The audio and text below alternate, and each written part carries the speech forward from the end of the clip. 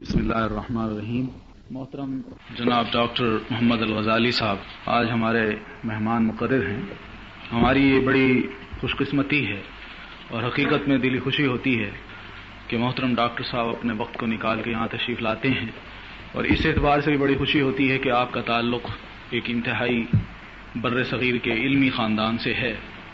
آپ تھانوی خانوادہ سے تعلق رکھتے ہیں اور اس وقت یونیورسٹی میں آپ ایسوسیٹ پروفیسر ہیں، اور یونیورسٹی میں ایک میگزین نکلتا ہے ادارہ تحقیقات اسلامی کے ذریعے سے، اس کا نام ہے الدراسات العربیہ، یہ عربی زبان کا ہے۔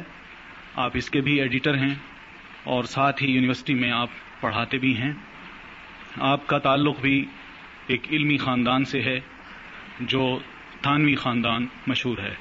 ڈاکٹر محمود احمد غازی صاحب جو تشریف لائے تھے، آپ ان کے چھوٹے بھائی ہیں، تو انشاءاللہ آج ہمارے درمیان ہیں، تو میں ڈاکٹر محمد الغزالی صاحب کو خوش آمدید کہتے ہوئے دعوت دوں گا کہ وہ اپنی گفتگو کا آغاز فرمائیں۔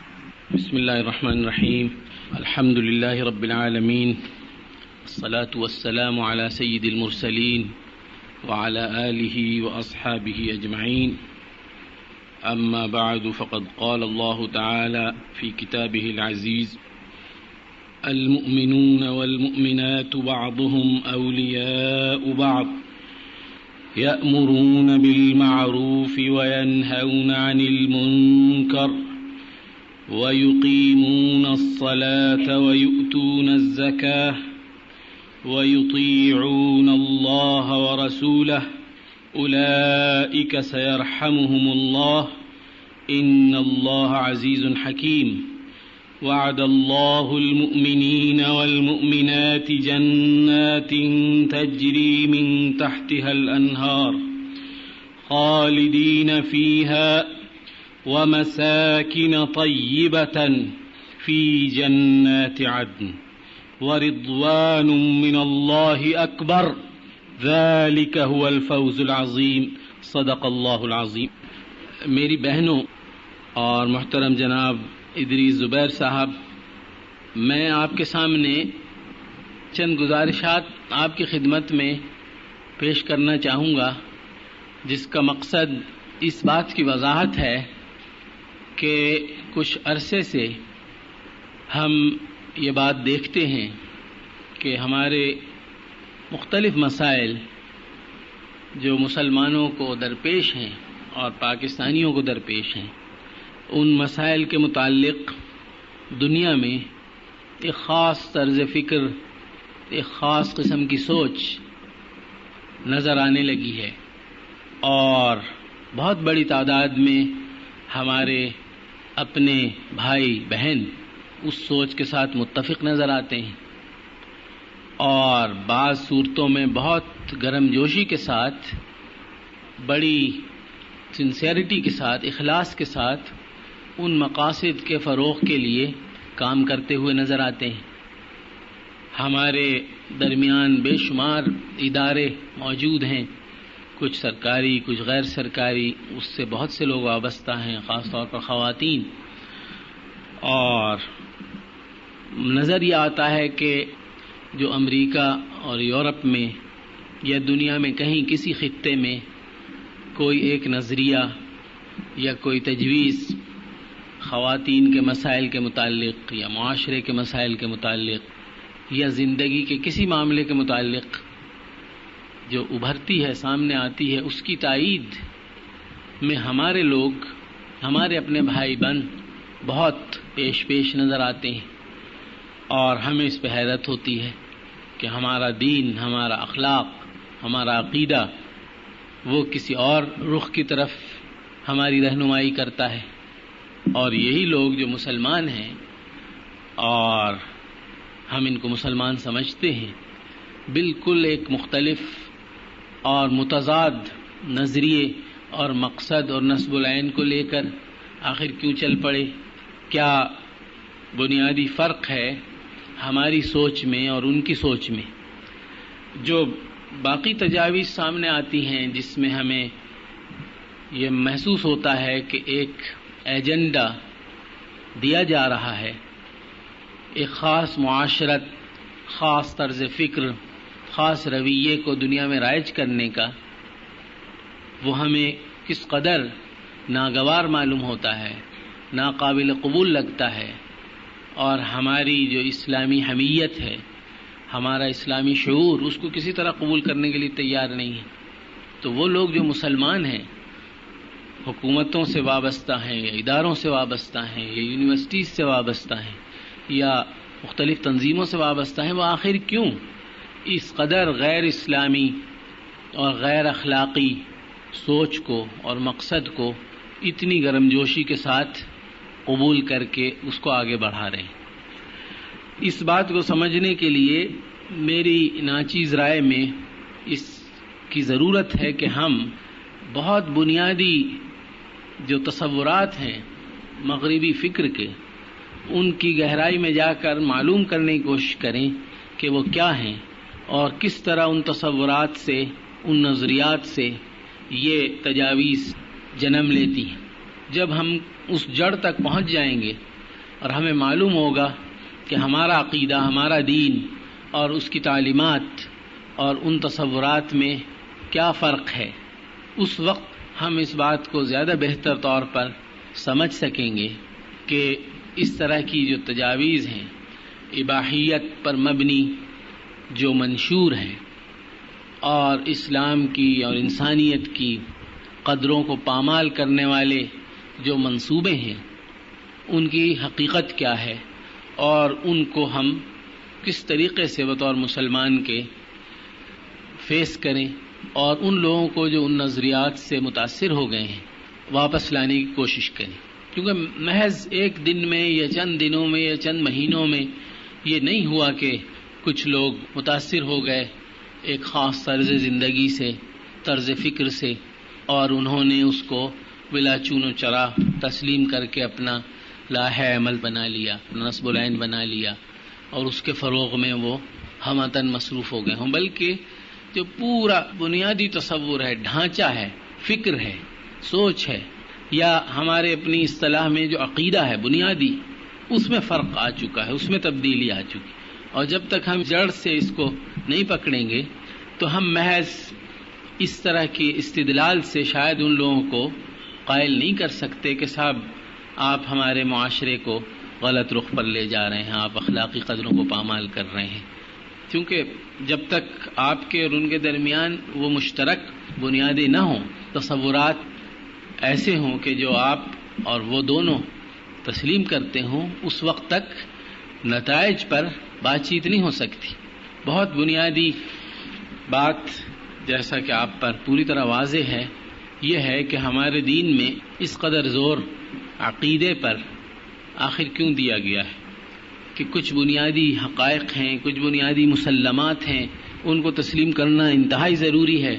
اور جب تک ان کو اچھی طرح انسان تسلیم کر کے اپنے دل اور دماغ میں، اپنے احساسات میں، جذبات میں پوری طرح جاگزین نہ کر دے، اس وقت تک جو دین کی باقی تعلیمات ہیں، شریعت ہے، اخلاق ہے، آداب ہیں، اس وقت تک انسان ان کو نہ سمجھ سکتا ہے، نہ ان پر عمل پیرا ہو سکتا ہے، نہ ان کو لاگو کر کے ان کے صحیح نتائج تک پہنچ سکتا ہے. بالکل اسی طرح جو دوسری تہذیب ہے جو دنیا میں غالب ہے اس وقت، جس کے تصورات دنیا میں آج کل بہت فروغ پا رہے ہیں، بالکل اسی طرح ایک عقیدہ یا ایک کائناتی نظریہ یا بنیادی تصورات کا ڈھانچہ ان کے پاس بھی ہے، جو انہوں نے صدیوں کی پیدا ہونے والی تبدیلیوں کے نتیجے میں جس کو حاصل کیا ہے. اور جو کچھ آج ہمارے سامنے ہو رہا ہے یہ ان تمام بنیادی تصورات سے مربوط ہے. بالکل اسی طرح جیسے اسلام کی تمام تعلیمات جتنی بھی ہیں، چاہے وہ بہت بنیادی ہیں یا وہ محض جزوی اور ثانوی ہیں، ان سب کا تعلق بالآخر کسی نہ کسی طریقے سے جو بنیادی عقیدہ ہے توحید کا، اس سے جا کے مل جاتا ہے. یہ کہنا صحیح ہے کہ اسلام توحید کا دوسرا نام ہے، یہ اسلامی زندگی توحید پر عمل درآمد کا دوسرا نام. بالکل اسی طرح جو تصورات مغرب کے معاشرے نے 400-500 برس میں پیدا کیے ہیں اور جن کو اس کا عقیدہ کہا جا سکتا ہے، انہی تصورات سے یہ تمام نتائج پیدا ہو رہے ہیں. جب تک ہم ان تصورات کی گہرائی میں نہیں جائیں گے ہمیں معلوم نہیں ہوگا کہ جو بیماری ہے جس کے سمٹمز سامنے نظر آ رہے ہیں اس کی علت کیا ہے، اس کی حقیقت کیا ہے، اس کا سبب کیا ہے. اس وقت تک نتائج کو سمجھا بھی نہیں جا سکتا اور نتائج کے متعلق گفتگو جو ہے وہ مؤثر بھی نہیں ہو سکتی اور نتائج سے عہدہ برا بھی نہیں ہوا جا سکتا.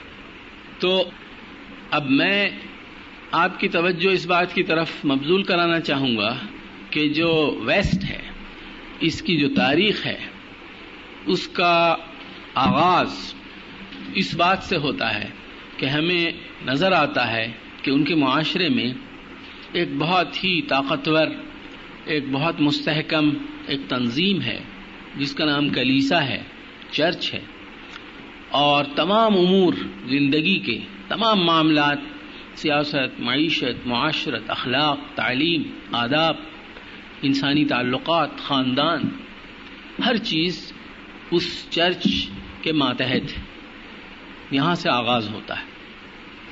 تمام جو مورخین ہیں، تاریخ نویس، جنہوں نے اپنے متعلق اپنی نام نہاد ترقی کے متعلق جو لکھا ہے وہ سب اپنی تاریخ کا آغاز اس دور سے کرتے ہیں کہ جب ان کے معاشرے میں کلیسا کو، مذہبی پیشواؤں کی تنظیم کو مکمل بالادستی حاصل تھی.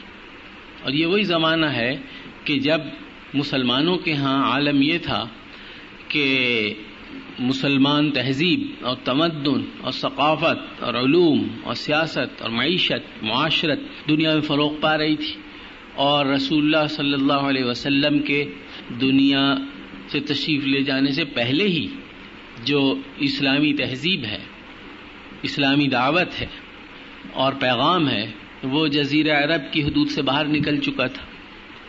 آپ کو معلوم ہے کہ رسول اللہ صلی اللہ علیہ وسلم نے اپنی آخری وصیت جس لشکر کی بھیجنے کے متعلق فرمائی تھی وہ لشکر جزیرہ عرب سے باہر جانے والا تھا، اور اس کے نتیجے میں بے شمار تہذیبوں اور اقوام کے لوگ اور مختلف نسلوں کے لوگ اسلام کے دائرے میں داخل ہو رہے تھے اور اسلامی علوم ان کے ہاں رائج ہو رہے تھے، ان کی زندگیوں میں تبدیلی آ رہی تھی.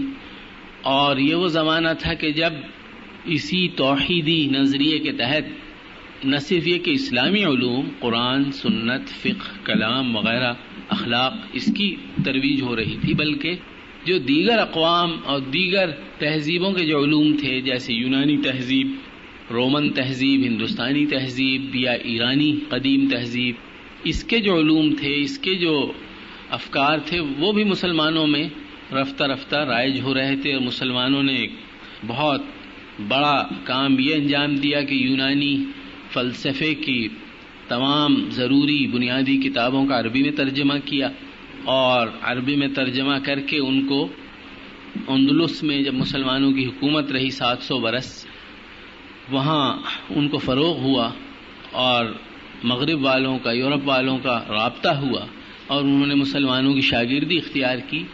تو ان کے ذریعے یہ تمام علوم اور افکار یورپ والوں تک پہنچے جس کے وہ قدرداں اور معترف ہیں. تو مسلمانوں کے ہاں گویا تہذیب فروغ پر تھی، عروج پر تھی، اور علوم اور افکار میں ترقی تھی، اور جو اخلاقی اور روحانی معیارات ہیں معاشرے کے اور فرد کے وہ پوری طرح مستحکم تھے. چونکہ رسول اللہ صلی اللہ علیہ وسلم کا زمانہ 200-250 برس پہلے ہی گزرا تھا، اس کے نتائج آج بھی ہیں ہماری زندگی میں، تو اس وقت کس قدر ہوں گے. اس وقت تھے تو ایک متحد، مستحکم اور یکجہتی رکھنے والا، ایک توحیدی سوچ رکھنے والا، ایک ویژن رکھنے والا ایک معاشرہ جو روبہ ترقی تھا اور جس میں وسعت ہو رہی تھی اور جس کے دائرے میں لوگ داخل ہو رہے تھے، وہ مسلمانوں کے ہاں موجود تھا عین اس وقت جب مغرب ایک بدترین قسم کی استبدادی نظام کے تحت جو کلیسا نے اس پر مسلط کیا تھا رہتا تھا. اور جیسا کہ میں نے عرض کیا تمام امور زندگی کے کلیسا کے ذمہ داروں کے سپرد تھے. تو مسلمانوں کے ساتھ جو ان کے روابط ہوئے، مسلمانوں نے کوئی تعصب نہیں برتا اور مسلمانوں نے وہ مواقع پیدا کیے علم کے فروغ کے لیے. اور ایک پوری داستان ہے مسلمانوں نے جس طرح سائنسی علوم کو ترقی دی، یہ اس کی تفصیل میں جانے کا موقع نہیں ہے. تو غیر مسلموں کو وہ مواقع ملے کہ مسلمانوں کے ذریعے علوم اور فنون اور افکار تک رسائی حاصل کریں، اور اس کے ساتھ ساتھ انہوں نے مسلمانوں ہی سے یہ بھی چیز معلوم کی کہ کائنات کو دریافت کرنے کا جو ذریعہ ہے، جو طریقہ ہے، جو منہج ہے، جس کو آج کل انڈکٹیو میتھڈ کہا جاتا ہے، ایمپیریکل میتھڈ، مشاہدے کے ذریعے اور تجربے کے ذریعے کائنات کے مابین جو قوانین کاز ایفیکٹ ریلیشن شپ رکھنے والے جاری ہیں ان کو معلوم کرنا اور کائنات کی مخفی قوتوں کو دریافت کرنا اور ان قوتوں کو اپنے استعمال میں لانا، اپنے مقاصد کے تابع کرنا، یہ انہوں نے مسلمانوں سے معلوم کیا. اور اس کے متعلق بھی 20 مغربی مورخین نے بہت تفصیل کے ساتھ اس بات کا اعتراف کیا ہے، سوائے چند متعصب لوگوں کے، کہ مسلمانوں کے ذریعے وہ سائنٹیفک میتھڈ معلوم ہوا کہ جس کی بنا پر مغرب میں ترقی کا دروازہ کھلا اور فکری اور علمی آزادی ان کو نصیب ہوئی. تو گویا اپنے کلیسا کے خلاف ایک جو لہر پیدا ہوئی احتجاج کی، وہ کسی حد تک نتیجہ تھا یورپ والوں کا مسلمانوں کے ساتھ روابط قائم کرنے کا، اور انہوں نے اس بات پر اصرار شروع کیا کہ ایک انسان کا یہ حق ہے کہ وہ علم حاصل کرے اور زندگی کی حقیقت کو دریافت کرے. خاص طور پر یہ جو مادی دنیا ہے، یہ جو ماحول ہے، یہ جو نظام فطرت ہے، اس کی حقیقت کو معلوم کیا جائے، یہ کس طرح کار فرما ہے یہ قوتیں. اور ہوا یہ کہ جب انہوں نے یہ عمل شروع کیا تو کلیسا نے اس میں سخت مزاحمت کی اور بہت رکاوٹ پیدا کی، اس لیے کہ کلیسا نے جس مذہب کی تلقین اور جس عقیدے کا فروغ شروع کر دیا تھا وہ نہیں تھا حقیقت میں جو انبیاء اور رسول کی اصل حقیقی تعلیمات پر مبنی ہے. جیسا کہ آپ جانتے ہیں انجیل میں، تورات میں تحریف ہو چکی تھی اور جو اصل تعلیم تھی وہ باقی نہیں رہی تھی، اور کلیسا نے یہ اختیار حاصل کر لیا تھا کہ وہ جس چیز کو چاہے حلال کریں، جس کو چاہے حرام کریں، اور انسانوں کو بجائے خدا کا بندہ بنانے کے اپنا بندہ بنانے کی انہوں نے کوشش کی. اور اس میں کوئی اس کی گنجائش نہیں تھی کہ علمی اور فکری ترقی کا کوئی امکان پیدا ہو اور انسانوں کو یہ اجازت دیں کہ جو چاہے سوچو، جو چاہے دریافت کرو، اور پھر اس کے نتیجے میں ہماری بتائی ہوئی باتوں پر اعتراض کرو یا شک کرو. کیونکہ جہاں کہیں بھی یہ دین کے نام پر استبداد ہوگا، انسانی ذہن کو غلام بنایا جائے گا اور انسان کو اللہ کی بندگی سے ہٹا کر انسانوں کی بندگی کے تابع بنایا جائے گا، وہاں اس کی گنجائش نہیں ہو سکتی کہ لوگوں کو علم کی ترقی اور فکری فروغ کی طرف راہ دکھائی جائے. چنانچہ یہ دروازہ ان کے ہاں بالکل بند تھا، اور علم جو ہے وہ ایک مخصوص طبقے کی اجارہ داری تھی جو کلیسا سے وابستہ تھا. جو وہ کہیں وہ علم ہے، اور وہ علم بھی صرف انہی کو حاصل کرنے کا حق ہے.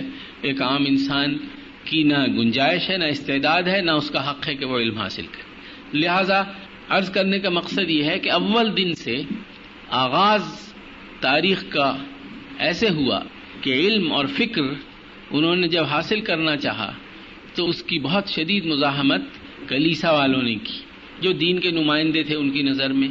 چنانچہ مغرب والوں کے ذہن میں جو سب سے پہلی جو بات بیٹھ گئی، جو آج تک نہیں نکلی، وہ یہ ہے کہ علم ایک الگ چیز ہے، فکر ایک الگ چیز ہے، اور عقیدہ اور مذہب اور عبادت اور مذہبی زندگی بالکل ایک دوسری چیز ہے. یا آپ اس کو اختیار کر لیجئے یا آپ اس کو اختیار کر لیجئے. اگر آپ اس کو اختیار کرنا چاہتے ہیں اور آپ علم میں کوئی جگہ بنانا چاہتے ہیں تو دین مذہب نہیں رہتا، باقی وہ ختم ہو جاتا ہے. اور اگر آپ دینی زندگی اختیار کرنا چاہیں اور کسی عقیدے کو آپ تسلیم کریں، آپ ایمان بالغیب رکھتے ہوں، تو پھر علم سے آپ کو کوئی سروکار نہیں ہونا چاہیے. مغربی تہذیب اور مغربی تاریخ اور مغربی ذہن کی تشکیل میں سب سے پہلا بنیادی نکتہ یہ ہے. اس کے مقابلے ہمارے ہاں کیا تصور تھا؟ ہمارے ہاں تصور بالکل واضح تھا. اول دن سے قرآن اور سنت کی تعلیم میں اس بات کے اندر کسی قسم کا کوئی ابہام، کوئی کنفیوژن نہیں تھا کہ دین جو امور آپ کو بتاتا ہے، اور قرآن و سنت میں جو ہدایات موجود ہیں وہ ہدایات ہیں کہ جن تک انسانی عقل اور انسانی مشاہدے کو رسائی نہیں ہو سکتی. انسان بہت سی باتیں خود معلوم کر سکتا ہے، تجربے سے، مشاہدے سے. انسان یہ جان سکتا ہے کہ یہ چیز کس طرح بنائی جائے، یہ چیز کس طرح بنائی جائے، یہ کمرہ کیسے بنایا جائے، گھڑی کیسے بنائی جائے.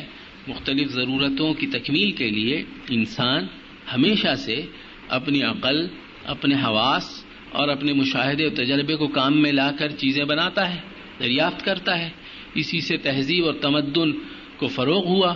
اول دن سے علم آدم الاسماء کلھا، اللہ تعالی نے انسان کو ضروری چیزوں کی تعلیم بھی دی اور عقل بھی دی، حواس بھی دیے، وجدان بھی دی، اور وہ تمام وسائل فراہم کیے جس سے انسان اپنی ضرورتوں کی تکمیل کر لے.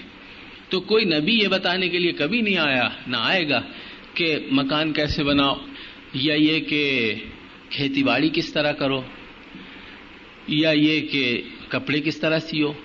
یہ بالکل انبیاء اور رسل اور وحی کے دائرے سے بالکل نیچے اور خارج یہ امور ہیں.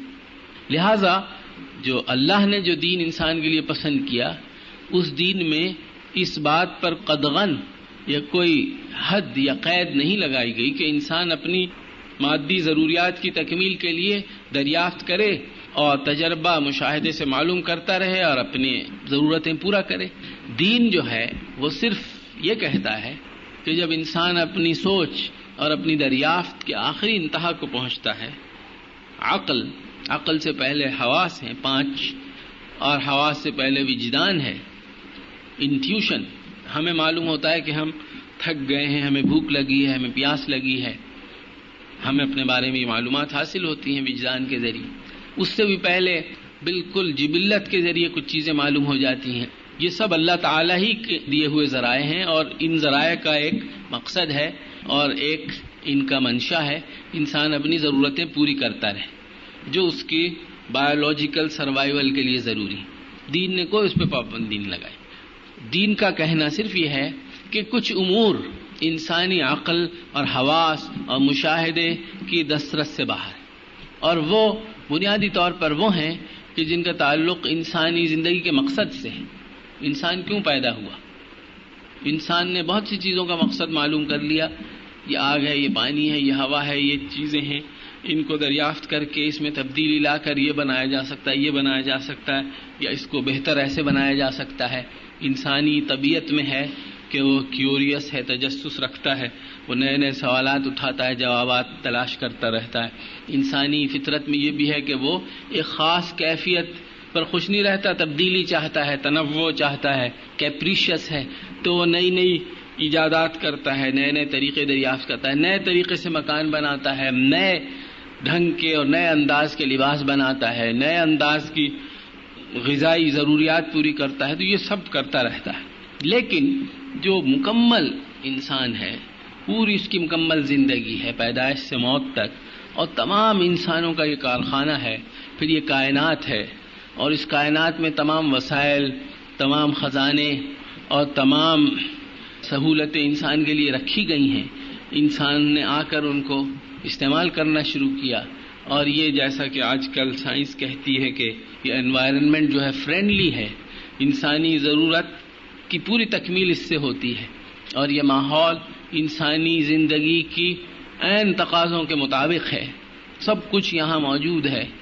تو اس سب کا آخر مقصد کیا ہے؟ یہ خود اپنی جگہ مقصد ہے، یا اس سے بڑھ کر آگے کوئی مقصد ہے؟ اس سے آگے دیکھنا چاہیے. تو وہ آگے انسان کیسے دیکھے؟ وہ سائنس کے ذریعے تو نہیں دیکھ سکتا، کسی لیبارٹری میں نہیں دیکھ سکتا، کسی ذریعے سے معلوم نہیں کر سکتا سوائے اس ذریعے کے جو عقل، حواس، وجدان اور جبلت سے بالا تر ہو. اور اس کو جاننے کے لیے ضروری ہے کہ خود اس کائنات کے بنانے والے کی طرف سے یہ علم انسان کو دیا جائے، کیونکہ اس کے پاس یہ علم ہے، اس نے بنایا ہے، اس نے انسان کو بھیجا ہے اور پیدا کیا ہے، اس کو ڈیزائن کیا ہے. اس کی نفسیات، اس کی خواہشات، اس کی جذبات، اس کے احساسات، اس کی تمام جو جبلت ہے، اس کو خالق نے پیدا کیا ہے. تو خالق جو ہے وہی یہ بتا سکتا ہے کہ انسان کی پوری زندگی کا کیا مقصد ہے. جزئیات تو آپ معلوم کر سکتے ہیں. جیسے مثلا یہ کمرہ ہے، اس میں بہت سی چیزیں آپ بتا سکتے ہیں کہ یہ لگا ہوا ہے، بجلی ہے، پنکھا ہے، گھڑی ہے، مائکرو فون ہے، کرسیاں ہیں، یہ کارپیٹ ہے، یہ اس کی میجرمنٹ ہے.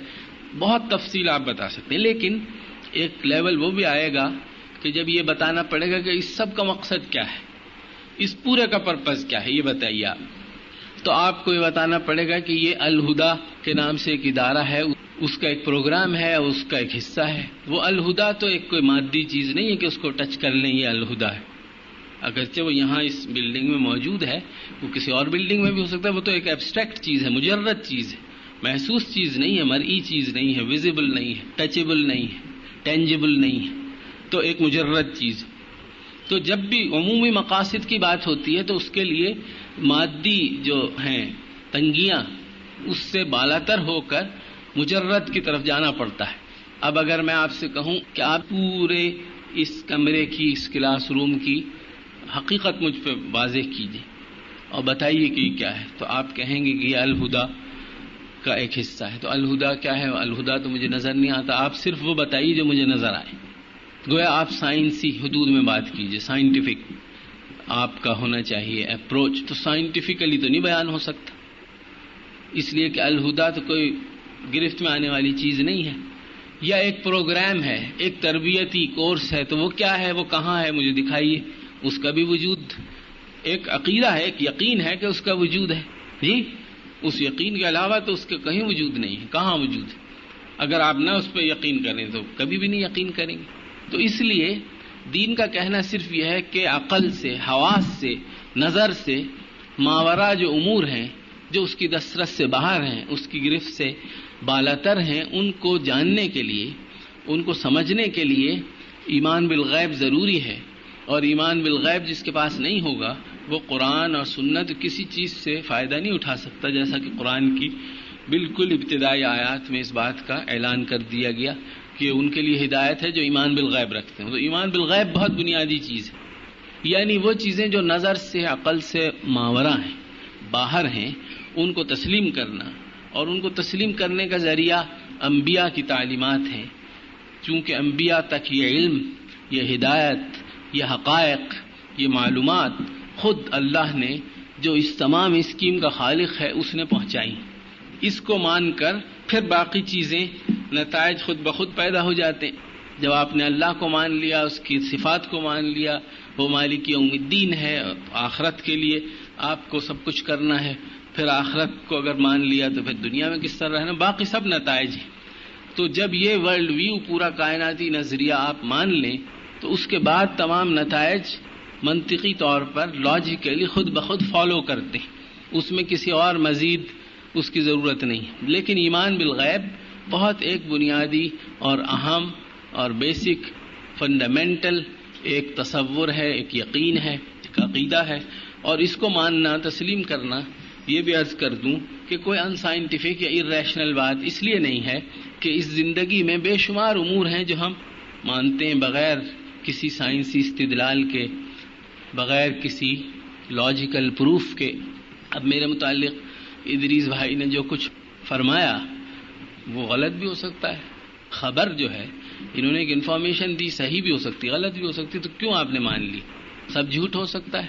کسی کو سڑک پہ سے پکڑ لائے ہوں، کچھ آپ کا وقت ضائع کرے یہاں آ کر اور بے معنی باتیں کرے، یہ بھی تو ہو سکتا ہے. کیوں آپ نے یقین کی؟ آپ نے ٹکٹ خریدا لاہور جانے کے لیے اور جہاز میں آپ جا کے بیٹھ گئی. اتنی پرخطر اور اتنی ہائیلی رسکی چیز جو فضا میں چلی جائے گی، ایک آدمی کے اوپر سارا دار و مدار ہے، اس کی عقل پر، اس کی ایکسپرٹیز پر، اس کی سمجھ بوجھ پر، اس کے حواس پر، اس کے الرٹ ہونے پر. اپنی زندگی کو آپ نے اس کے سپرد کر دیا اور کہیں بھی لینڈ کر لے، کریش ہو جائے خدا نہ خواستہ، لاہور میں نہ اتارے، آپ کو لاڑکانے میں لے جا کے اتار دے. آپ نے کیوں یقین کیا کہ وہ لے جائے گا؟ اور اگر آپ یقین نہ کریں اور آپ ڈیمانڈ کریں لاجیکل پروف، سائنٹیفک ایویڈنس، تو آپ کبھی لاہور جانے قابل نہیں ہوں گی. اسی طرح اگر آپ کسی ڈاکٹر کے پاس علاج کے لیے جائیں اور آپ یہ اس سے کہیں کہ نہیں تمہارے بیان پر ہمیں یقین نہیں ہے، جب تک ہمیں پورا ثبوت، جو سائنسی معیار سے پورا ثبوت ہو، ہمیں وہ نہ مل جائے کہ تم جو دوا ہمیں دے رہے ہو وہ دوا ہمارے لیے واقعی مفید ہے اور اس سے ہماری صحت بحال ہو جائے گی. کیا ثبوت وہ دے سکتا ہے آپ کو بتائیے؟ اگر وہ یہاں تو ڈاکٹر کے پاس اتنا وقت بھی نہیں ہوتا، لیکن اگر اتنا وقت ہو تو وہ آپ کو اپنی ڈگری دکھا دے گا.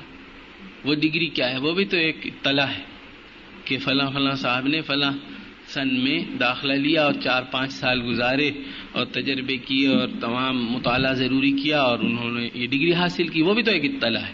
یا میڈیکل کونسل کا جو ایک ہے اجازت نامہ پریکٹس کرنے کا، وہ بھی ایک اطلاع ہے. تو عرض کرنے کا مقصد یہ ہے کہ انسان حقیقت میں اس زندگی میں بے شمار اطلاعات پر یقین رکھتا ہے، اور اگر وہ یقین نہ رکھے، اگر وہ یہ سمجھے کہ سائنسی یا لاجیکل پروف ضروری ہے چیزوں کو ماننے کے لیے، تو وہ زندگی میں ایک کام بھی نہیں کر سکتا، وہ رہ نہیں سکتا، وہ پاگل خانے میں پہنچ جائے گا بہت جلدی.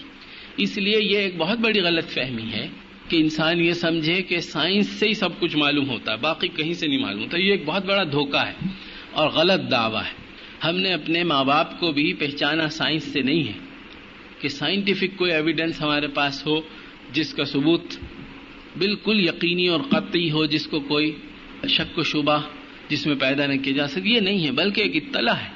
ہماری ماں نے ہمیں یہ اطلاع دی کہ یہ تمہارے باپ ہیں، تمہارے بھائی ہیں، تمہارے بہن ہیں، یہ تمہارے رشتہ دار ہیں، اور تمام تعلقات خاندانی اسی اطلاع کی بنیاد پہ پیدا ہو جاتے ہیں. تمام حقوق، تمام لیگل، سوشل، فیمیلیل جو نتائج ہیں وہ اسی سے پیدا ہو جاتے ہیں. اس ایک اطلاع سے آپ اس کو مت مانیے تو وہ آپ پھر کہیں بھی نہیں رہ سکتے. اس لیے اس زندگی میں بے شمار امور ایسے ہیں کہ جن کے لیے کسی شخص کی خبر پر یقین کرنا، اس کے لیے صرف ایک پیمانہ ہے کہ جو خبر دے رہا ہے وہ خبر دینے والا سچا ہے، کوئی وجہ نہیں کہ وہ جھوٹا ہو. اور جہاں آپ کو شک ہوتا ہے وہاں آپ خبر کی تصدیق کرنے کی کوشش کرتے ہیں. تو یہ بنیادی ذریعہ ہے علم کا انسان کی، اور بنیادی ذریعہ علم کا سائنس نہیں ہے. خود سائنٹسٹ جب ایک تحقیق کرتا ہے، جستجو کرتا ہے، تو وہ تمام سائنسی حقائق کو نئے سرے سے نہیں دریافت کرتا، بلکہ بے شمار باتیں وہ پچھلوں کی مانتا ہے.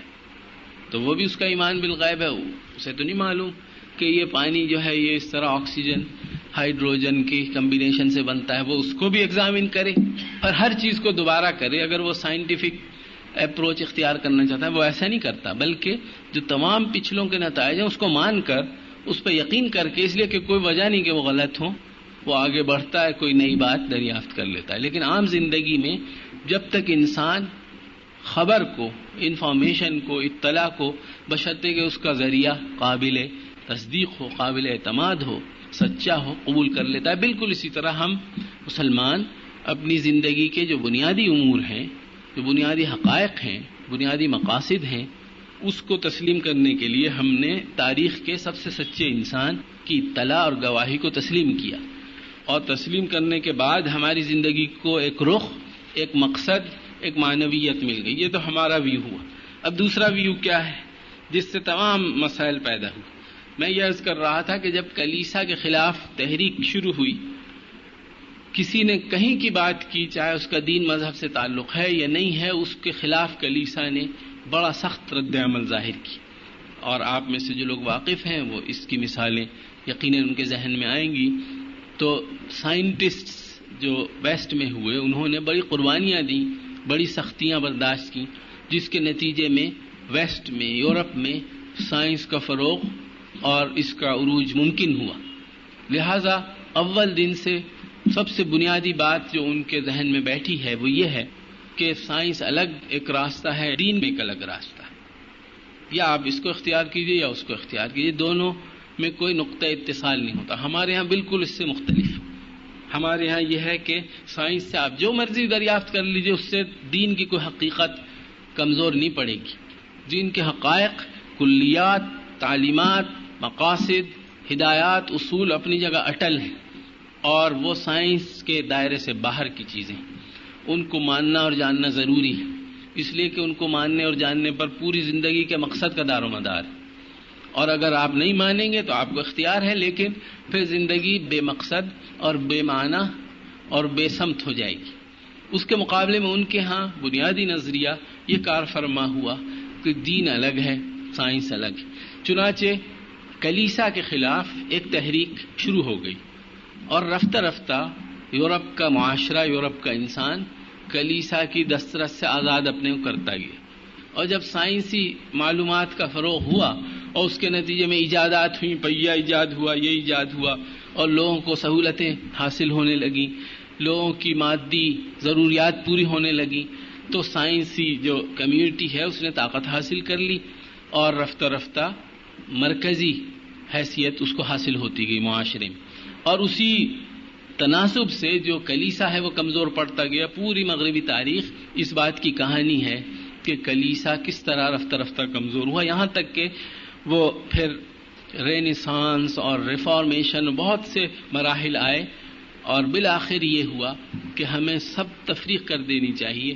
جو شخص دین، مذہب، عبادت، عقیدے میں، روحانیات میں دلچسپی رکھتا ہے، اس کو چاہیے کہ وہ اتوار کے روز چلا جایا کرے اور کسی چرچ کا ممبر بن جائے۔ باقی زندگی کے تمام امور جملہ، چاہے ان کا تعلق سیاست سے ہے، معیشت سے ہے، معاشرت سے ہے، کہیں سے ہے، علم سے ہے، تعلیم سے ہے، وہ کلیسا کے دائرے سے باہر۔ جب یہ ہوا تو اسی موقع پر جس شخص نے بھی مغرب میں کھڑے ہو کر کوئی بات کہی جس کے نتیجے میں وہ کلیسا کو، مذہب کو، عقیدے کو مسترد کر سکیں، انہوں نے اس کو فوراً قبول کیا۔ چنانچہ اسی خاص وقت پر ڈارون نے اپنی تھیوری پیش کر دی ایوولوشن کی، ارتقاء، کہ یہ سب کائنات اور تمام زندگی ضروری نہیں کہ آپ یہ مانیں کہ اللہ نے بنائی ہے، اس کا مقصد ہے، اس کے سامنے جواب دہی، یہ سب کچھ نہیں ہے، یہ تو ایک مختلف عناصر کا آپس میں اختلاط اور ایک کیمیکل ایکشن ری ایکشن کے نتیجے میں مختلف مراحل سے گزر کر بندر، اورنگ اوتان اور یہ جو ہومو سیپینز ہے، انسان پیدا ہو گیا ہے۔ لہذا انسان کو اس پریشانی کی ضرورت نہیں کہ اسے کسی نے پیدا کیا ہے، کوئی ذات ہے، کوئی اتھارٹی ہے، کوئی طاقت ہے، کوئی اسکیم ہے، کوئی پرپز ہے، اس کی ضرورت نہیں ہے۔ انسان تو اس ارتقاء کے نتیجے کی پیداوار ہے۔ لہذا اس پوری زندگی میں بھی یہی اصول کار فرما ہونا چاہیے کہ جو طاقتور ہے اس کا حق ہے کہ وہ جیے، اس کا حق ہے کہ وہ اپنے مفادات حاصل کر لے، اس لیے کہ انسان کی تخلیق بھی ایسی ہی، جس طرح پہلے لاجک یہ تھی اور اب بھی ہے ہمارے ہاں کہ انسان خود کو پیدا نہیں کرتا، انسان خود دنیا میں نہیں آتا، خود دنیا سے نہیں جاتا، انسان کا خالق اللہ تعالی ہے۔ سب سے بڑی حقیقت یہ ہے، باقی تمام تعلیمات اس کا نتیجہ ہے۔ لہذا انسان کا رب اللہ ہے، اس کا الہ اللہ ہے، اس کا معبود اللہ ہے، اس کی طرف رجوع اس کو کرنا ہے، اس کی زندگی جو ہے وہ اللہ کی مرضی کے تابع ہونی چاہیے، مرضی انبیاء کے ذریعے معلوم ہوگی اور اس کے نتیجے میں اس کو بہتر زندگی نصیب ہوگی۔ تمام اس کے نتائج، اگر آپ نے وہ سب سے بڑا پتھر ہٹا دیا اور آپ نے کہا کہ یہ خود بخود اس کائنات کے اندر ایک ایسی صلاحیت ہے کہ خود بخود ایک رد عمل کا سلسلہ چلتا رہتا ہے، کیڑے مکوڑے اور یہ سب ہوتے ہوتے انسان موجودہ شکل میں جو بہت چالاک، کلیور، انٹیلیجنٹ ایک مخلوق ہے، موجودہ حالت کو پہنچ گئی ہے۔ لہذا اس زندگی میں بھی یہی اصول پھر کار فرما ہونا چاہیے کہ جس کے پاس طاقت ہے، جس کے پاس صلاحیت ہے، اسی لیے تو کہا جاتا ہے کہ زندگی کمپٹیشن ہے، مقابلہ ہے، مقابلے میں آئیے اور لڑیے اور لے لیجیے اپنا۔ اور اس وقت آپ کائنات میں نظر ڈالیے تو کیا اصول ہے بتائیے؟ کوئی حق یا عدل یا انصاف، کوئی اصول دنیا میں ہے کہیں کسی سطح پر، ویسٹ میں خاص طور پر، سوائے اس اصول کے کہ جس کے پاس طاقت ہے، طاقت میں علم بھی ہے، طاقت میں سائنس بھی ہے، طاقت میں سیاست بھی ہے، اکانومی بھی ہے، طاقت میں میڈیا بھی ہے، ہر چیز طاقت میں شامل ہے، پاور کی ڈیفینیشن میں تمام چیزیں شامل۔ تو جس کے پاس یہ ہے اس کا حق ہے کہ اس کا کلمہ بلند ہو اور وہ اپنا پسندیدہ جو نظریہ ہے اس کو فروغ دے دے، اسی کو رائج کر دے، لوگ مان لیں، اس لیے کہ یہ زندگی تو اسی طرح پیدا ہوئی۔ پھر ایک صاحب ڈارون کے بعد آئے فرائڈ، انہوں نے کہا اس پریشانی کی ضرورت نہیں کہ انسان کو اپنی حیوانی، جبلی اور مادی خواہشات سے بلند ہونا چاہیے تاکہ انسان اخلاقی ترقی کرے، روحانی ترقی کرے، یہ سب فضول بات ہے۔ انسان تو محض اپنی لوئسٹ جو ڈیزائر ہے اس کا ایک اسیر ہے، اس سے بڑھ کر اس کی کوئی حقیقت نہیں۔ جو کچھ وہ کرتا ہے وہ اسی فرسٹریشن کے نتیجے میں کرتا ہے جو اس کو حاصل ہوتی ہے ان خواہشات کی تکمیل نہ ہونے سے. یہ انہوں نے انسانی نفس کا نظریہ بیان فرمایا، اس کو بھی فوراً قبول کر لیا گیا، اس لیے کہ وہ مرحلہ تھا کہ جب ایسے تمام تصورات کی قبولیت حاصل ہو رہی تھی جس کے نتیجے میں دین سے چھٹکارا مل جائے، عقیدے سے، کلیسا سے اور یہ تمام امور. رفتہ رفتہ جس چیز پر فوکس ہوا وہ یہ کہ انسان آزاد ہے اور انسان کا کوئی خالق نہیں ہے، انسان دین کے بغیر بالکل مکمل ہے. انسانی زندگی کا مقصد کیا ہے؟ پھر یہ سوال پیدا ہوا. تو پہلے تو یہ کہا گیا کہ عقل سے وہ مقصد معلوم کیا جا سکتا ہے، لیکن عقل کے متعلق بہت شکوک شبہات پیدا ہوئے. عقل تو کوئی متعین چیز نہیں ہے، ہر ایک کی عقل اپنی ہے. عقل تو خود ڈیفائن نہیں ہو سکتی. عقل کیا ہے؟ ایک بھوکے آدمی کی عقل کچھ اور کہتی ہے، ایک بہت متمول آدمی کی عقل کچھ اور کہتی ہے، جس کے پاس حکومت ہے اس کی عقل کچھ اور ہے، جس کے پاس کچھ نہیں ہے اس کی عقل کچھ اور کہتی ہے. تو عقل ایسا آبجیکٹو پیمانہ نہیں ہے جو سب کے لیے قابل قبول ہو، جس پر سب متفق ہو جائیں. لہذا عقل کو بھی انہوں نے مسترد کیا اور رفتہ رفتہ انہوں نے صرف تجربے مشاہدے کو پیمانہ تسلیم کیا، جس کو سائنٹزم کہا جاتا ہے کہ سائنٹیفک کرائیٹیریا جو ہے وہ ہونا چاہیے تمام حقائق معلوم کرنے کا.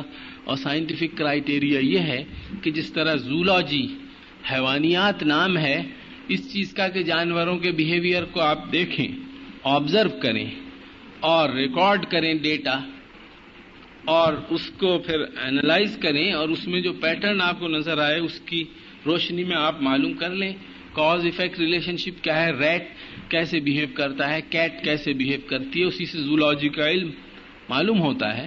بالکل اسی طرح انسان کا بھی بیہیویئر آپ اسٹڈی کیجئے، اس میں آپ کو اس بحث میں پڑھنے کی ضرورت نہیں ہے کہ انسان کے بیہیویئر میں کیا بات اچھی ہے کیا بری ہے، اس لیے کہ اچھائی برائی کا پیمانہ کون دے سکتا ہے.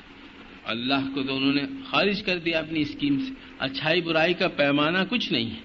آپ صرف یہ دیکھیے ہوتا کیا ہے حقیقت میں، جو آپ کو نظر آئے وہی حقیقت ہے. اور جب یہ سوال پیدا ہوتا ہے کہ انسانی زندگی کا مقصد کیا ہے تو اس کے لیے ایک فلسفہ گھڑا گیا ہے جس کا نام ہے ایگزسٹینشلزم، وجودیت، جس کے سب سے بڑے علامہ گزرے ہیں فرانس میں ژان پال سارتر. اور وہ فلسفہ بہت سمپل الفاظ میں یہ ہے کہ میں آپ سے یہ دریافت کروں کہ آپ یہاں کیوں بیٹھی ہوئی ہیں، کیوں میری باتیں سن رہی ہیں، کیا مقصد ہے آپ؟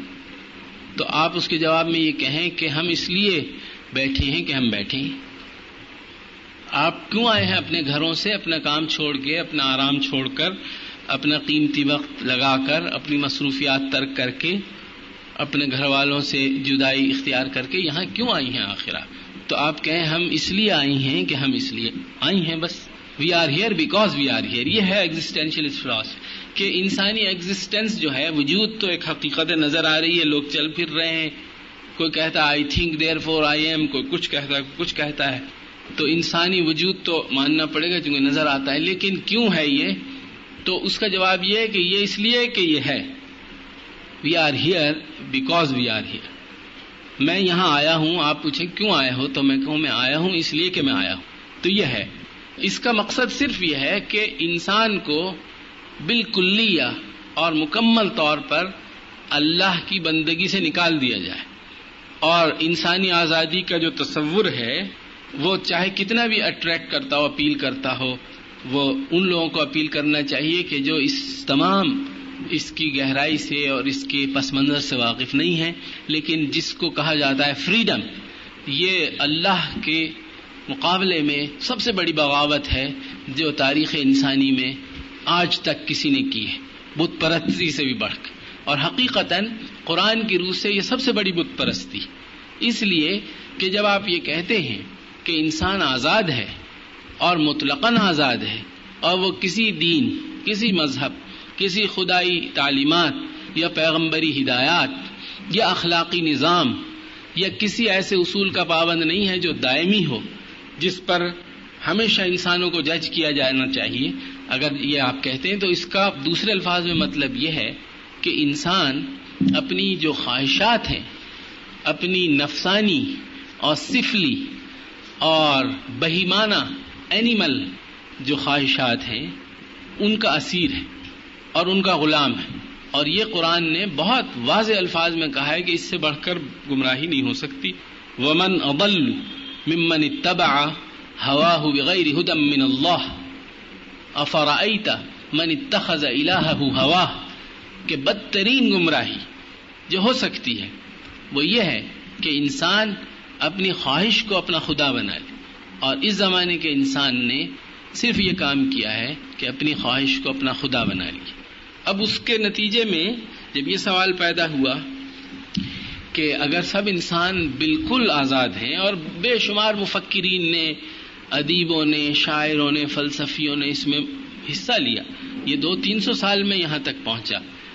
لاکس اور ہابس اور روسو اور پولیٹیکل اور اکنامک اور سوشل جو تھنکرز ہیں، انہوں نے اپنی اس تھیوری کو، اس نظریے کو فروغ دینے میں، اس کو واضح کرنے میں، اس کی مختلف شکلوں کو بیان کرنے میں اپنا اپنا حصہ لیا. تو سوال یہ پیدا ہوا کہ پھر انسان اگر اس طرح سب آزاد ہیں اور فری ہیں اور اپنی خواہشات کی تکمیل میں بالکل ان کے اوپر کوئی قدغن نہیں ہے، پھر تو معاشرے میں ٹکراؤ ہوگا، معاشرے میں کیوس ہوگا اور تعارض ہوگا، تناقض ہوگا، جھگڑے ہوں گے، لڑائی ہوگی. اس کو کیسے ریزالو کیا جائے؟ اس کو ریزالو کرنے کا طریقہ ہے سوشل کانٹریکٹ. اس لیے کہ سوشل کانٹریکٹ ہمیشہ ان لوگوں کے درمیان ہوتا ہے کہ جو فری ہیں، جو چاہیں تو ایک کام کو کریں، چاہیں تو مت کریں. میرے پاس اس چیز کی ملکیت ہے، آپ سے سیل کا کانٹریکٹ کرنے کا مطلب یہ کہ میں چاہوں آپ کو بیچوں، چاہوں نہ بیچوں، یہی ہے نا. اور آپ بھی آزاد ہیں، چاہے خریدیں چاہے مت خریدیں. اگر ہم ایگری کر جائیں تو یہ سیل ہو سکتی ہے. ٹھیک ہے.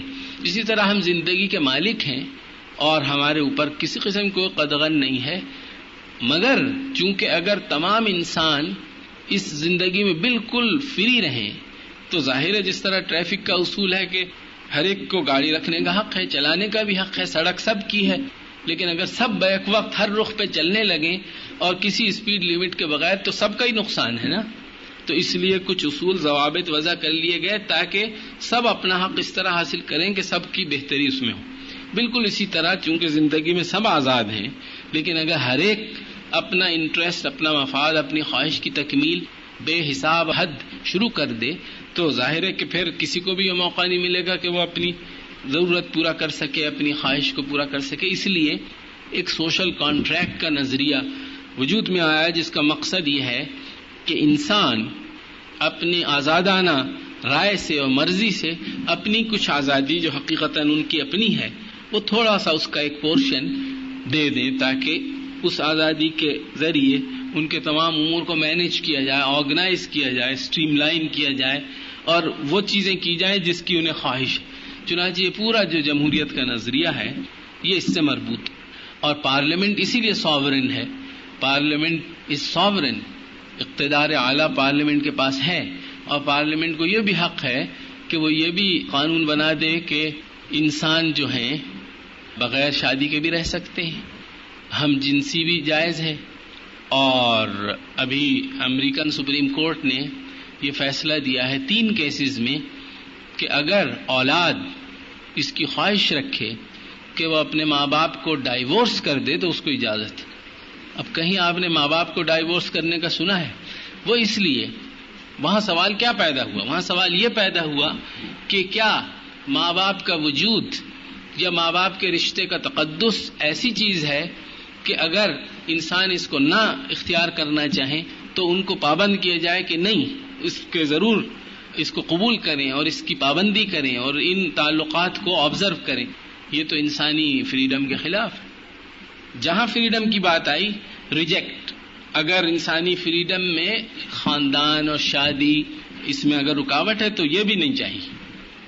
جو انسانی فریڈم کو کرب کرنے والی یا ہارم کرنے والی یا لمٹ کرنے والی کوئی چیز ہے وہ منظور نہیں. لہذا سب سے بڑا جو عقیدہ ہے انسان کا اس وقت وہ فریڈم ہے. تمام آپ دیکھیے اکانومی میں، پالیٹکس میں، ہیومن رائٹس، ویمنز اسٹڈیز، ہر چیز میں انسان کو فری ہونا چاہیے، بس وہ فری رہے. اس کے مقابلے میں ہمارا کیا نظریہ ہے؟ ہمارا نظریہ یہ ہے کہ یہ زندگی تو ہماری نہیں ہے، ہم نے خود اس کو پیدا نہیں کیا، یہ ایک ٹرسٹ ہے، امانت ہے، خلافت ہے. انسان سب سے بہتر مخلوق ہے، انسان کسی کیمیکل ریئیکشن سے کیڑوں مکوڑوں کے عمل کے نتیجے میں وجود میں نہیں آیا. انسان کو پیدا کیا گیا ہے, ڈیزائن کیا گیا ہے اور اس کو تیار کیا گیا ہے, اپوائنٹ کیا گیا ہے, بہترین تخلیق اس کی گئی ہے, ان دی فائنسٹ فارم فی احسن تقویم, اور نفخت فیہ من روحی, اور وہ اس قدر بلند ہے کہ اس کو فرشتوں کو حکم ہوا کہ اس کو سجدہ کریں, اور وہ ایسا انسان ہے کہ جو حیوانی خصائص بھی رکھتا ہے اور روحانی خصلتیں بھی رکھتا ہے. اس بنا پر اس کو یہ بار امانت سپرد کیا گیا اور اس کو یہ امتحان میں ڈالا گیا, اس کے سامنے زندگی کی یہ امکانات رکھے گئے اور اس کے سامنے یہ مواقع پیدا کیے گئے کہ وہ اللہ تعالیٰ کے مقاصد کی تکمیل کرے, تاکہ اس کو بہت بہتر اور بہت اعلیٰ اور عرفہ اور حقیقی خوشی کی زندگی نصیب ہو اگر وہ چاہے. اس اسکیم کے مقابلے میں دوسری اسکیم یہ ہے کہ کچھ نہیں ہے. کیوں اور کیا, اس سے آپ بحث نہ کیجیے. آپ تو ہیں, اب آپ آ گئے ہیں, میں آپ کو سب کو لے کے پسٹل لے آؤں اور یہاں لے جا کے جیسے ہی ہائی جیک کرتے ہیں لے جاؤں ایک جہاز میں بٹھا کے کہیں دور جزیرے میں, اور وہاں بہترین جگہ آپ کو رکھ دوں, ایک محل ہو اور اس میں تمام آرام اور راحت کا سامان ہو اور کچن بھی ہو اور سب کھانے پینے کی چیزیں ہوں اور تفریح کا بھی سامان ہو, مطالعے کا بھی ہو, کمپیوٹر بھی ہو, جس چیز کی ضرورت پڑ سکتی ہے وہ ہو. اور آپ پوچھیں بھائی کیوں لائے ہو, تو یہ آپ نہ پوچھیے, بس اب آپ آ گئے ہیں یہاں رہیے جتنے دن بھی رہنا ہے. تو اس طرح کا نظریہ جو ہے وہ ویسٹ کے پاس ہے, جو بالکل ہوکس اور بالکل فیک اور بالکل بے بنیاد ہے, اور اس نظریے سے تمام چھوٹے چھوٹے نتائج پیدا ہو رہے ہیں. لہذا اس نظریے کے متعلق بہت ہی سنجیدگی کے ساتھ اور بہت گہرائی کے ساتھ ہمیں بطور مسلمان کے غور کرنے کی ضرورت ہے, تاکہ جو مسلمان کسی غلط فہمی کی وجہ سے اس کے سے متاثر ہوئے ہیں, اس کا شکار ہوئے ہیں, ان کو ہم راہ راست پر لا سکیں. چنانچہ میں نے جو عرض کیا تھا کہ انسانی تعلقات کا جو سب سے بڑا پرنسپل ہے وہ ہے کمپٹیشن. کیونکہ انسان کمپٹیشن سے یہاں آیا ہے, اس کو کمپٹیشن سے ہی رہنا. تو سیاسی, معاشی, معاشرتی ہر سطح پہ کمپٹیشن. اس کا نتیجہ کیا ہوگا کہ ان تمام انسانوں کو مختلف طبقات میں خود بخود تقسیم کر دیا جائے گا. ایک طبقے کا دوسرے طبقے کے مقابلے میں کیا مفاد ہے اور دوسرے طبقے کا کیا مفاد ہے. جنریشن گیپ, بچوں کا بڑوں کے مقابلے میں بچے پیرس اور وہاں بون میں پولیس کو فون کر کے بلا لیتے ہیں. ان کو بہت اس پہ فخر ہے کہ صاحب ہمارے یہاں بچے کو یہ حق ہے کہ وہ پولیس کو فون کر دیں. میرے ایک دوست کے ساتھ یہ ہوا, پیرس میں رہتے ہیں, پاکستانی ہیں, وہ دوسرے بچوں کے ساتھ کھیلتے کھیلتے اس نے معلوم کر لیا کہ جب ابا پٹائی کریں یا اماں ڈانٹیں تو اس نمبر پہ فون کر دینا. اس نے فون کر دیا اور پولیس آ گئی. جب پولیس آ گئی تو وہ تھا پاکستانی مسلمان بچہ, وہ ڈر گیا اور بہت وہ ہوٹر ووٹر بجا اور وہ ایک دم سے آ گئے کہ کدھر ہے تمہاری ماں. تو وہ ڈرا, پھر اس نے کہا نہیں وہ غلط فون کر دیا تھا, یہاں کچھ نہیں ہوا. تو یہ ہے کہ بچے کو یہ حق ہے کہ وہ پولیس کو فون کر کے بلا لے, اور بیگم صاحبہ کو حق ہے کہ وہ بلا لیں اگر شوہر سے ناراضگی.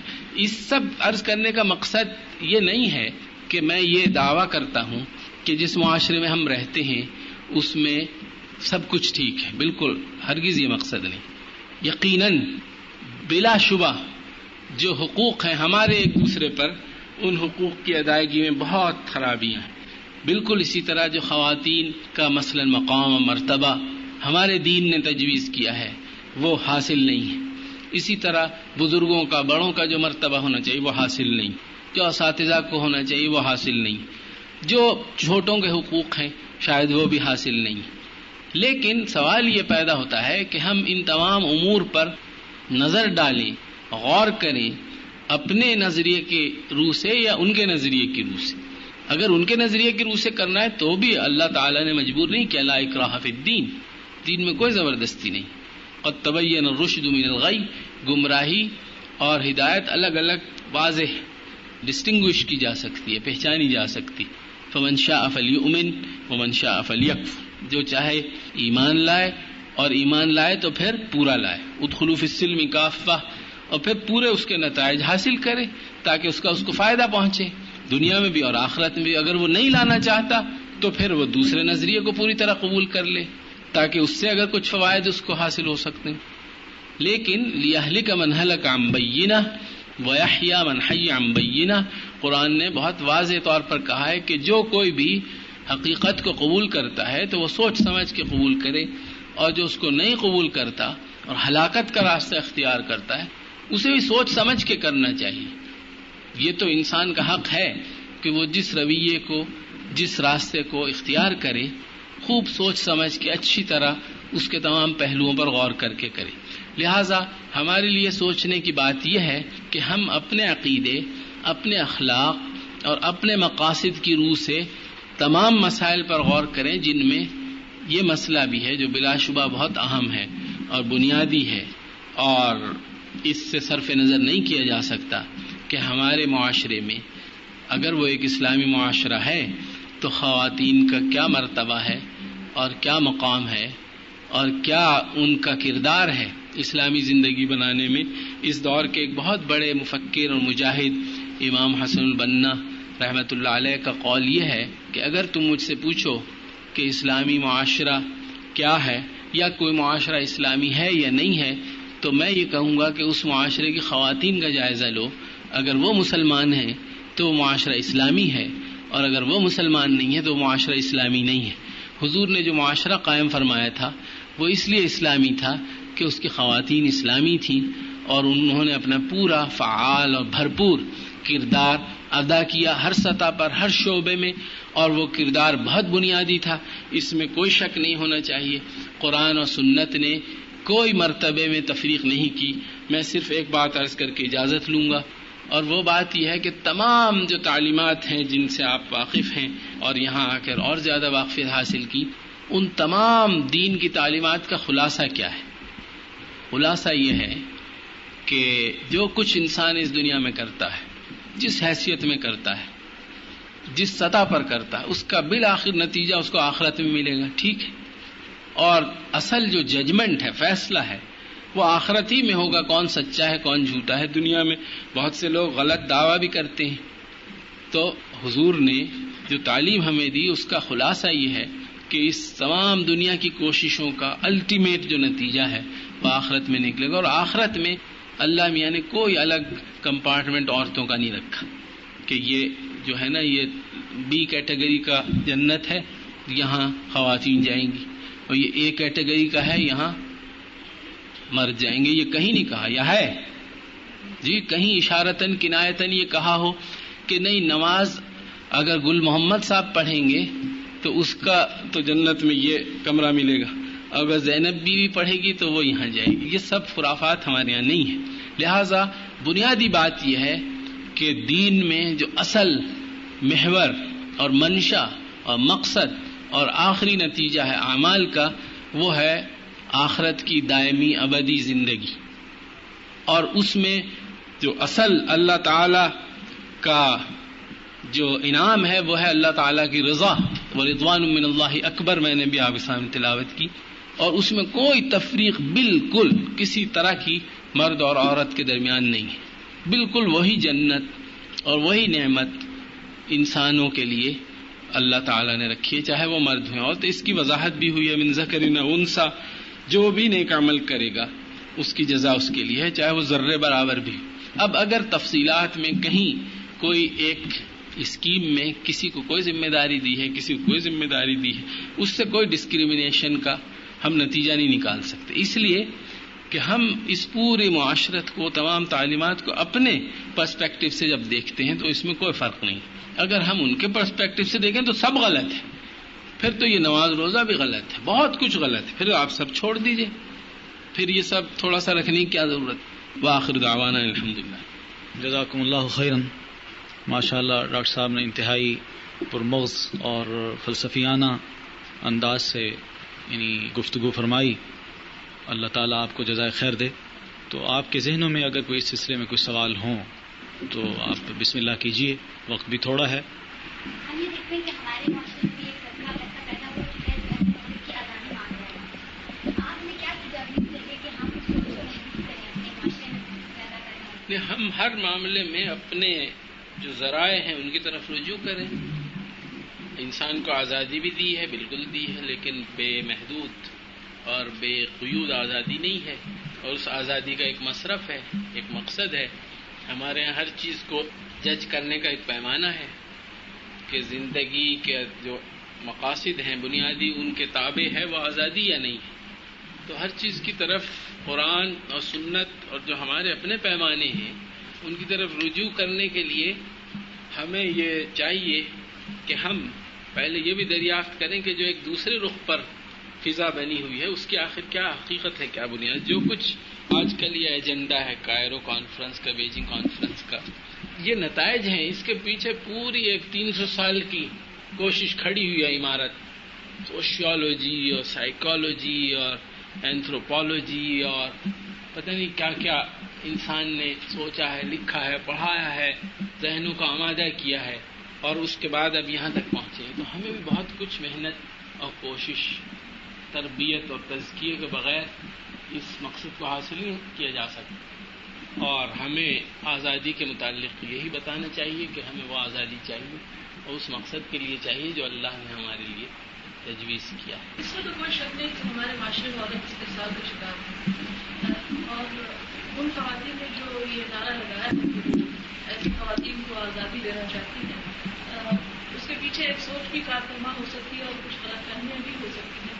تو پھر جو پازیٹیو سوچ رکھنے والے ہیں، اسلامی پرسپیکٹو میں کام کرنے والے ہیں، ان کی پرائرٹی اس سلسلے میں کیا ہونی چاہیے؟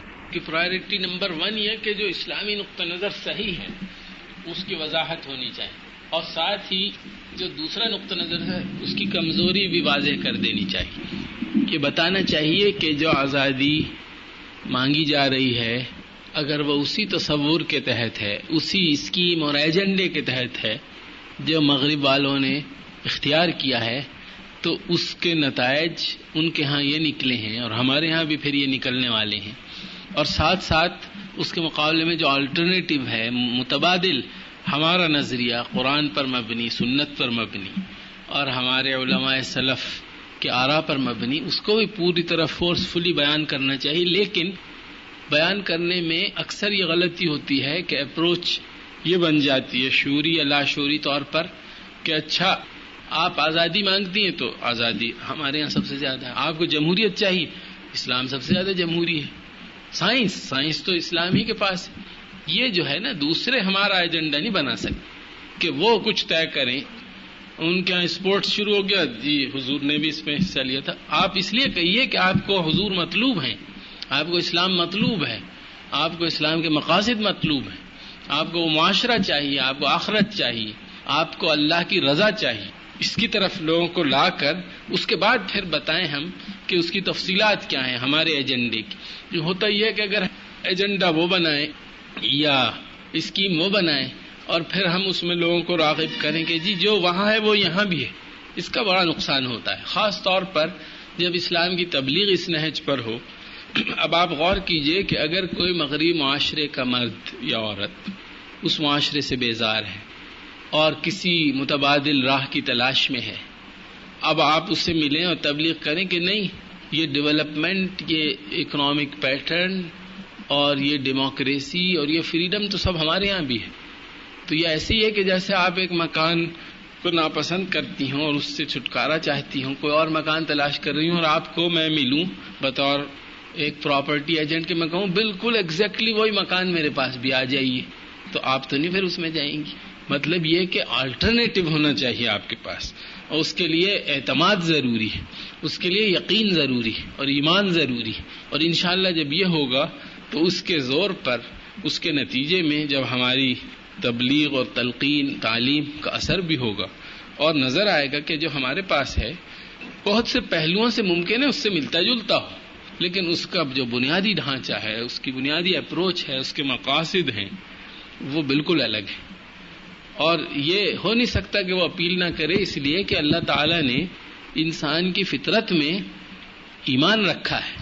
انسان کی فطرت میں یہ ہے کہ وہ اللہ تعالیٰ کو پہچانے اور مانے اور اس کے سامنے سرنڈر کرے. تو ہم وہ چیز بتانے والے ہیں کہ جو انسانی فطرت کو ابھارنے والی ہے، اور وہ چیز بتانے والے ہیں جو انسانی فطرت کو کل کرنے والی، تباہ کرنے والی.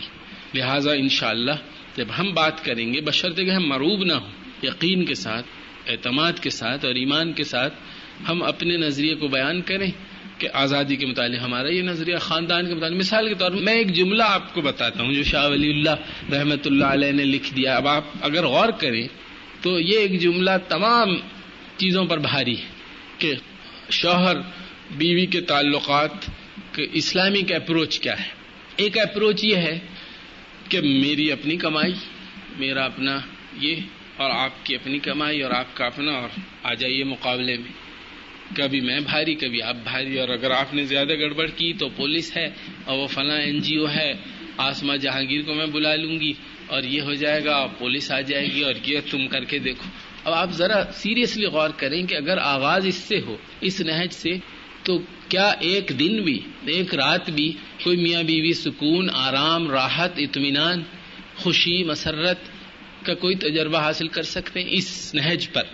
آپ میاں بیوی کو چھوڑیے، میری اور ان کی دوستی اگر اس نہج پہ ہو کہ دیکھو اگر ذرا سا تم آگے بڑھے نا تو بس یہ ہے پسٹل میرے پاس اور ڈنڈا ہے اور اکھاڑا ہے جی، تو کیا انسان واقعی اس طرح کی مخلوق ہے کہ انسانوں کا مقابلہ ہمیشہ طاقت سے ہوتا ہے؟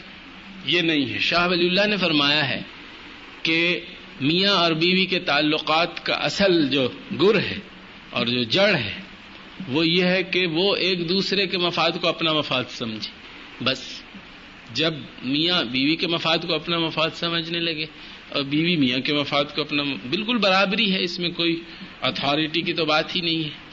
اگر یہ اپروچ ہو، اور تمام انسانی تعلقات میں آپ حقیقتاً دیکھیے کہ جب تک سنسیئرٹی اور اخلاص اور الٹروئزم اور دوسرے کی بھلائی چاہنا، جیسا کہا گیا دین والنصیحہ، ہر سطح پر، چاہے بچوں کے ساتھ ہو، بڑوں کے ساتھ ہو، کاروباری شریک کے ساتھ ہو، ماتحت کے ساتھ ہو، حتیٰ کہ دشمن کے ساتھ ہو، اس کی بھلائی چاہنا، اس کا برا نہ چاہنا، جب تک یہ جذبہ انسان میں نہیں ہے تو دو انسان مل کے نہیں رہ سکتے. اور اگر انسان صرف طاقت کے بلبوتے پر ایک دوسرے کو ڈیٹر کریں by force, by share force, اور ایک دوسرے پر اپنی ول امپوز کرنے کی کوشش کریں، کبھی ان کا پلہ بھاری کبھی ان کا پلہ بھاری، تو یہ ایک بہت بڑا دھوکہ ہے. انسانی تعلقات اس سے زیادہ گہرے اور اس سے زیادہ ڈیپ چاہتے ہیں بنیاد قائم کرنا. یہی وجہ ہے کہ ہمیں نظر آتا ہے کہ کتنی طلاقیں اور کتنے جھگڑے اور کتنے مسائل اور کتنی نفسیاتی بیماریاں. آسٹریلیا میں اسٹیٹسٹکس یہ بتاتی ہیں کہ 35 سال کی عمر سے تجاوز کرنے والا ہر آدمی وداؤٹ ایکسیپشن وہ پلز کے بغیر سو نہیں سکتا. تو جب انسانی زندگی سے سکون نکل جائے اور اطمینان غارت ہو جائے اور سنسیئرٹی ختم ہو جائے اور ہر ایک اپنے حقوق کا علمبردار بن جائے، بچوں سے آپ نے کوئی بات کہی ان کی بھلائی کی تو ادھر سے پولیس آ گئی، ادھر سے آپ نے والد صاحب سے کچھ کہا، والد صاحب تو اول تو ہوں گے ہی نہیں گھر پہ، وہ بورڈنگ ہاؤس میں انہیں داخلہ دلوا دیا ہوگا، یا بیوی سے کہا ادھر سے پولیس آ گئی، یا اور کوئی. تو یہ جو ہیں یہ انداز فکر ہمارا نہیں. اور میرے عرض کرنے کا مقصد یہ تھا کہ یہ انداز، یہ سوچ ان تمام نظریات سے مربوط ہے جو میں نے آپ کو جن کا بہت اختصار کے ساتھ ذکر کیا، اور یہ محض اچانک پیدا نہیں ہو گئی. جب انہوں نے مذہب کو خارج کیا تو اس کے ساتھ ہی انہوں نے اخلاق کو بھی خارج کیا، اس لیے کہ اخلاق یہ کہتا ہے کہ گڈ اور ایول ایک پرماننٹ چیزیں ہیں، کچھ چیزیں اچھی ہیں کچھ چیزیں بری ہیں، اور تمام انسان اس کے پابند ہیں کہ وہ اچھائی کو فروغ دیں اور برائی سے بچیں. تو انہوں نے کہا اس کو بھی باہر کرو. یہ اخلاق کے متعلق بے شمار فلسفے کہ اخلاق تو اصل میں نیٹشے اتنا بڑا جرمن فلاسفر ہے، وہ کہتا ہے کہ یہ تو کمزور آدمی نے ایجاد کیا ہے اخلاق، تاکہ وہ اسٹرانگ آدمی کو نیوٹرلائز کر سکے.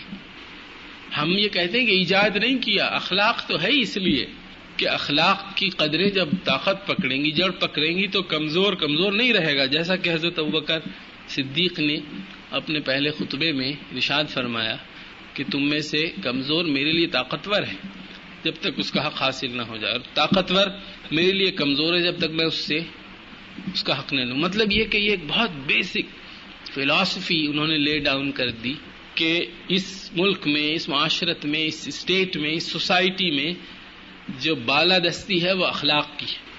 اب اگر ویک اس کا بینیفیشری ہے تو اسے ملے گا، چاہے وہ ویک ہو، چاہے وہ کمزور ہو، چاہے اس کے پاس پیسہ نہ ہو، عہدہ نہ ہو، اتھارٹی نہ ہو.